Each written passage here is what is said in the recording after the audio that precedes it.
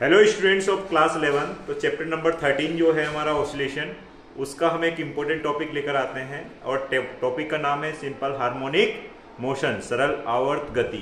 चलो समझते हैं, इससे संबंधित कुछ परिभाषाएं हैं, संबंधित कुछ कॉन्सेप्ट हैं, उनको भी समझते हैं। तो वन बाय वन देखते हैं क्या है सरल आवर्त गति। इसको शॉर्ट में हम SHM बोलते हैं, सिंपल हार्मोनिक मोशन।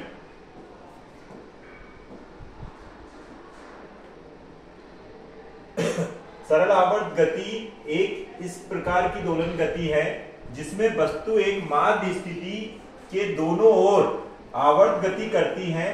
इस गति में वस्तु पर माध्य स्थिति के ओर एक प्रत्यानयन बल लगता है या कार्य करता है। उस प्रत्यानयन बल को हम रिस्टोरिंग फोर्स कहते हैं। एवं किसी भी क्षण प्रत्यानयन बल का परिमाण वस्तु के विस्थापन के अनुपाती होता है। यह है आपका प्रत्यानयन बल, या फिर हम बोले इसको रिस्टोरिंग फोर्स। रिस्टोरिंग फोर्स जो उस वस्तु को उसकी माध्य स्थिति की डायरेक्शन में लगता है, वो माध्य स्थिति में लाने की कोशिश करता है। यहां पर जो माइनस साइन ये बताता है कि जो प्रत्यानयन बल या फिर रिस्टोरिंग फोर्स है, इसकी डायरेक्शन हमेशा किधर होगी? Towards the mean position. और एक से यहां पर विस्थापन है, जहां पर के क्या है? फोर्स नियतांक या बल नियतांक कहते हैं इसको। क्या कहते हैं? बल नियतांक। बल नियतांक का कभी एसआई मात्रक पूछते हैं, कभी विमीय सूत्र पूछते हैं। तो इसका सूत्र बन जाएगा बल बटे विस्थापन। बल का एसआई मात्रक आपको पता है न्यूटन होता है, और विस्थापन का एसआई मात्रक पता है मीटर होता है। तो न्यूटन अपॉन मीटर या न्यूटन मीटर इनवर्स किसका? बल नियतांक का मात्रक हो जाएगा। और विमीय सूत्र की बात करें तो बल का विमीय सूत्र m1 L1 T-2 और नीचे विस्थापन का विमीय सूत्र L। जब हम इसको अरेंज करते हैं तो ये बनता है m1 T-2। सरल आवर्त गति को गणितीय रूप में किस प्रकार से रिप्रेजेंट किया जाता है? तो उसको हम साइन या कॉस फंक्शन में व्यक्त करते हैं। एकल आवृत्ति फलन साइन या कोसाइन से व्यक्त किया जाता है। अब इससे संबंधित कुछ और कॉन्सेप्ट देखते हैं, देखिएगा। सरल आवर्त गति का गति विज्ञान मतलब मोशन से रिलेटेड अगर हम सारे टॉपिक्स पढ़ें किसके? SHM के, तो कौन कौन से टॉपिक्स होते हैं, सारे टॉपिक्स के बारे में हम डिस्कस करते हैं। सबसे पहला कॉन्सेप्ट आता है विस्थापन। विस्थापन जैसा कि बताया है, विस्थापन को आप साइन या कोसाइन फंक्शन में रिप्रेजेंट करते हैं। तो यहां पर आपने साइन वाला फंक्शन लिया y a sin omega t plus phi. Phi यहां पर जो है वो प्रारंभिक कला कोण है, और ओमेगा जो है वो कोणीय आवृत्ति है।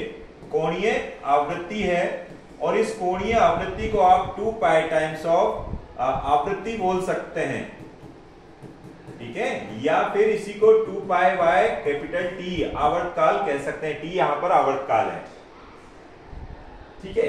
अब अगर ये विस्थापन है तो हमने पढ़ा होगा या पढ़ा है rate of change of displacement is called velocity, या विस्थापन में समय के साथ परिवर्तन की दर को ही क्या बोलते हैं?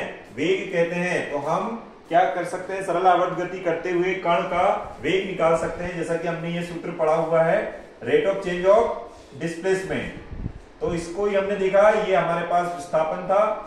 विस्थापन का जब हम एक बार अवकलन करते हैं, आपको पता है अवकलन किया जाता है विस्थापन का, तो साइन का जो होता है वो कॉस हो जाएगा। कॉस के अंदर जो एंगल है वही रहेगा, और यहाँ पर आपका क्या चल रहा था? एम्पलीट्यूड चल रहा था, आयाम चल रहा था। और इसका एक बार और जो एक्स्ट्रा टर्म है इसका करेंगे, ये तो नियतांक है तो इसकी वैल्यू 0 हो जाएगी और ओमेगा गुणा में आ जाएगा। इसलिए हमारे पास क्या सूत्र आ जाएगा बेटा? a omega cos omega t plus phi. अगर इसको थोड़ा व्यवस्थित लिखें तो ये विस्थापन और आयाम के फॉर्म में आ जाएगा। a यहां पर एम्पलीट्यूड है, एम्पलीट्यूड, ठीक है। a एम्पलीट्यूड है तो इस स्थिति में लिख सकते हैं। अगर मैं माध्य स्थिति की बात करूं तो माध्य स्थिति में विस्थापन का मान 0 होता है और वेग जो होता है वो अधिकतम होता है। बच्चों याद रखिएगा, अगर विस्थापन आपने y लिया है तो y क्या हो जाएगा? 0, और y के साथ में आप क्या लेते हैं? साइन। चरम स्थिति में चरम स्थिति में विस्थापन अधिकतम हो जाता है, जिसको हम एम्पलीट्यूड कहते हैं, और जो वेग है उसका मान शून्य हो जाता है। ठीक है, जैसे मैं अगर बात करूं, ये पेंडुलम है, पेंडुलम का एक एग्जांपल लेते हैं। यहां पर जो विस्थापन है, यहां पर जो विस्थापन है उसका मान a हो गया, अधिकतम हो गया। राइट साइड है तो प्लस और लेफ्ट साइड है तो माइनस, लेकिन यहां पर वेग का मान शून्य हो जाएगा। लेकिन इसका उल्टा, अगर ये माध्य स्थिति है, यहां पर हम देखें तो विस्थापन कितना हो जाएगा, शून्य हो जाएगा, और v क्या हो जाएगा, मैक्सिमम हो जाएगा। बेटा ध्यान रखना है ये। इसके आगे देखते हैं, अगर वेग देखा है तो त्वरण भी देखना होगा। तो त्वरण देखते हैं बच्चों। तो त्वरण को हम इंग्लिश में बोलते हैं एक्सेलरेशन, और एक्सेलरेशन क्या होता है, rate of change of velocity, you know very well. अगर हम बात करें तो वेग में समय के साथ परिवर्तन की दर को ही क्या बोलते हैं, त्वरण बोलते हैं। अब इसका जो जैसे हमें पता है, विस्थापन हमें पता है, वेग भी हमें पता है। अब हमें क्या करना है, जैसे पता है, अगर मैं त्वरण को लिखना चाहूं विस्थापन के फॉर्म में, तो 2 बार अगर मैं रेट ऑफ चेंज करता हूं, d/dt करता हूं 2 बार विस्थापन में, तो मुझे क्या मिल जाता है, त्वरण मिल जाता है। या एक बार अगर मैं विस्थापन में करता हूं तो मुझे त्वरण मिल जाता है। तो क्या फाइनल आ गया expression, -a omega square sine omega t plus five. जैसा पता है कि cos, एक बार हमने जब विस्थापन का समय के साथ में डिफरेंशिएशन किया था, अवकलन किया था, तो ये क्या आ गया था, cos बन गया था। लेकिन cos का फिर से हम करते तो माइनस में आता है। ये आपने मैथमेटिक्स में भी पढ़ा होगा, या जनरल 11 का जो हम जनरल मैथमेटिक्स पढ़ते हैं उसमें भी आपने देखा होगा। अब इसको जनरल अगर फॉर्म की बात करें तो ये है आपका किसका, त्वरण का सूत्र किसके लिए है बेटा, ये है आपके एसएचएम के लिए। एसएचएम के लिए एक इंपॉर्टेंट डेरिवेशन है या इंपॉर्टेंट एक्सप्रेशन है, a = minus omega square y।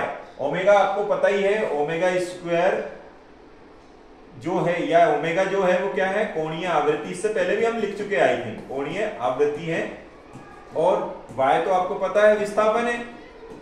ठीक है, अब अगर इसकी माध्य स्थिति में हम देखें कि त्वरण माध्य स्थिति में क्या होगा, तो माध्य स्थिति में जैसा हमें पता है कि विस्थापन शून्य होता है, तो त्वरण भी कितना हो जाएगा, शून्य। ये देखिए यहां से अगर ये शून्य है तो डेफिनेटली ये वाला पार्ट भी क्या हो जाएगा, शून्य हो जाएगा।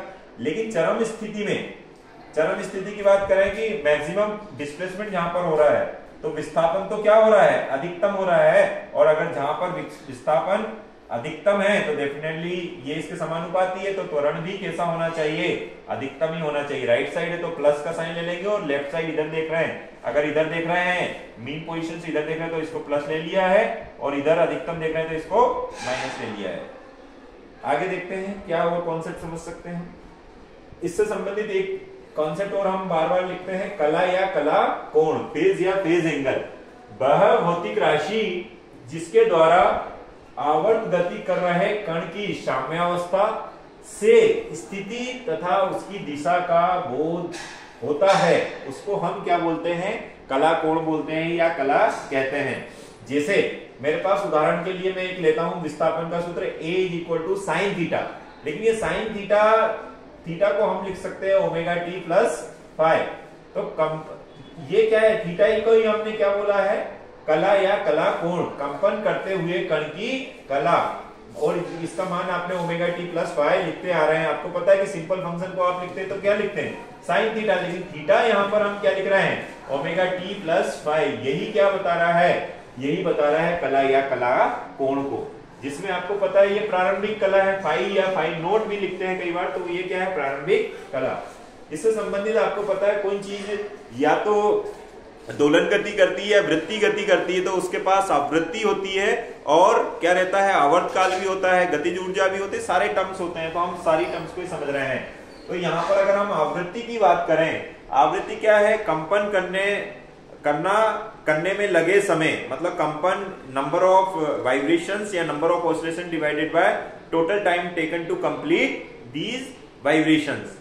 तो अगर मैं इसको सिंपल सा मैथमेटिकल फॉर्म में देखूं तो ये आवर्त काल का क्या होता है, रेसिप्रोकल होता है।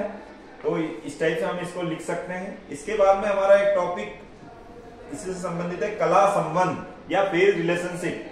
सरल आवर्त गति में वेग की कला विस्थापन से π/2 तथा त्वरण की कला वेग से π/2 कोण आगे होती है। और अगर मैं इसको बोलूं कि विस्थापन से त्वरण कितना होता है, तो π/2 ऐड कर लीजिएगा, 180 डिग्री हो जाएगा, पाई हो जाएगा।